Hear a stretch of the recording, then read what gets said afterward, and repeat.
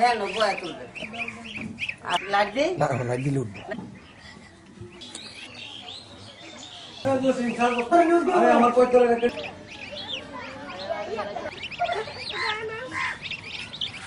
আর সকালবেলা নদীতে চলে যা, ডিম পাড়ার সময় হইলে বাড়িতে চলে আসে।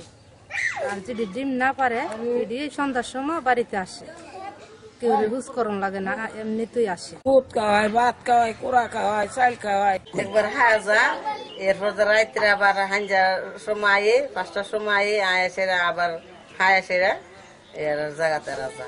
প্রত্যেকটা ঘরে ঘরে 8টা 10টা করে হাঁস পালা হয়। হাঁস পাইলে অনেক লাভবান হইতেছে।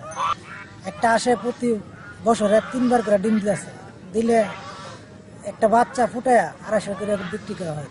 আর একটি বড় হাঁস 1812 টাকা করে বিক্রি করা হয়। এইভাবে হাঁস পাইলে আমরা সংসারের সচ্ছলতা ফিরে আইছি।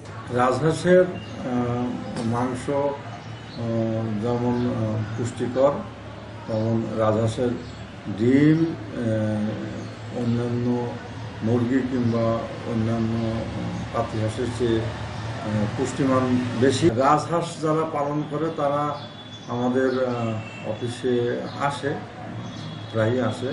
তারা আমাদের কাছ থেকে টেকনিক্যাল সাপোর্ট এবং রাজহাঁস কীভাবে পালন করতে হয়, কী খাদ্য দিতে হয় ইত্যাদি পরামর্শ আমাদের কাছ থেকে